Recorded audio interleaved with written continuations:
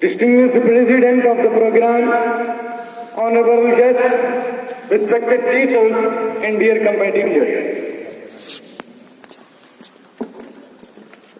Today, on this auspicious occasion of Republic Day, first of all, I would like to say good morning to all present here to celebrate the annual event of the country.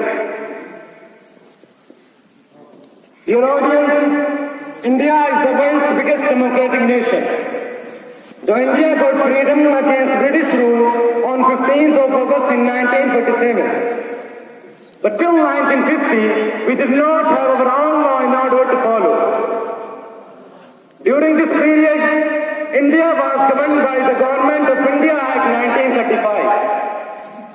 The Constitution was adopted by the Indian Constituent Assembly on 26 November 1949 and came into force on 26 January 1950. That was the dawn of world's biggest democracy when we got our own Constitution and India became a republic nation. From then on, this day has been declared as a national festival of India and we celebrate this day as a Republic Day of India.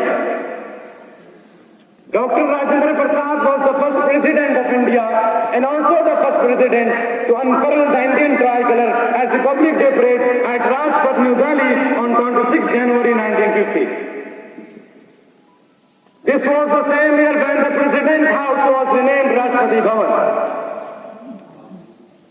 Republic means the supreme power of the people in the country.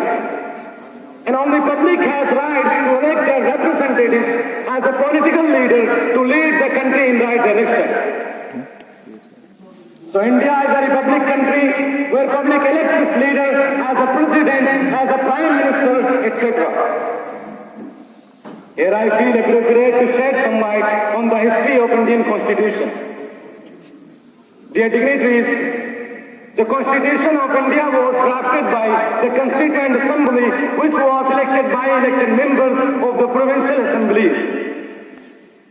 The 389-member Constituent Assembly took almost 3 years to complete its historic task of drafting the Constitution for independent India.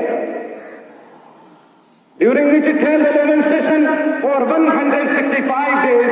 Of these, 114 days were spent on the consideration of the draft Constitution. Every committee was given representation on the history of Indian Constitution. Dear dignitaries, the Constitution of India was drafted by the Constituent Assembly, which was elected by elected members of the provincial assemblies.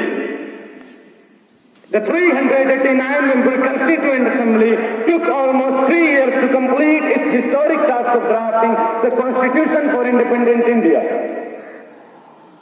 During which it held 11 sessions for 165 days. Of these, 114 days were spent on the consideration of the draft Constitution. Every committee was given representation in the Constitution drafting. On 29 August 1947, the Constituent Assembly set up a drafting committee under the chairmanship of Dr. Bhimrao Ambedkar to prepare a draft constitution for India. Dr. Bhimrao Ambedkar, Jawaharlal Nehru, Rajendra Prasad, Sardar Vallabhbhai Patel, Maulana Abul Kalam Azad, and Shyama Prasad Mukherjee were some important figures in the assembly. There were more than 30 members of the scheduled classes. Sarojini Naidu, Hansa Mehta, Durgabai Deshmukh, and Vijay Lakshmi Pandit, etc. were some important women members. The first temporary duty president of the Constituent Assembly was Dr. Sachidananda Sinha. Later, Rajendra Prasad was elected president of the Constituent Assembly. Dear brethren, the fundamental rights and duties of the people have been laid down in our Constitution. Every citizen of India is equal in the eye of law, and no one is to suffer because of religion, creed, caste, color, or race. Today we have completed 73 years with our own Constitution and are proud to be a part of the world's biggest democracy. This is our privilege that we are the citizens of a secular nation. Our Constitution provides us freedom to travel anywhere in India, freedom to adopt any religion we like to follow. We can arrange public meetings, we can share and express our thoughts, etc. Being a citizen of a democratic nation, we not only have many rights, but also many responsibilities to carry out. Since we got independence from the British rule in 1947, our country has developed a lot and is counted among the powerful countries. But still we are suffering from some problems such as inequality, poverty, unemployment, corruption, illiteracy and lynching. Instead of democracy, still we are suffering from some problems such as inequality, poverty, unemployment, corruption, illiteracy and lynching. Instead of democracy are tarnishing the vivid image of our democracy. We need to take a pledge today for addressing such problems in the society to make our country a best country of the world.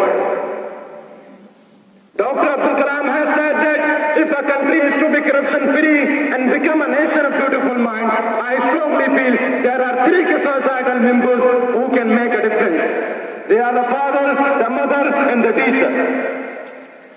As a citizen of the country, we should think seriously about it and do all possible efforts to beautify our nation.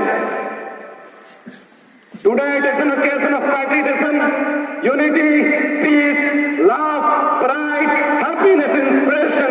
We should make some principles on this occasion to be loyal to our duties in nation and to be tolerant to the composite culture of our nation and to be united in a single unit.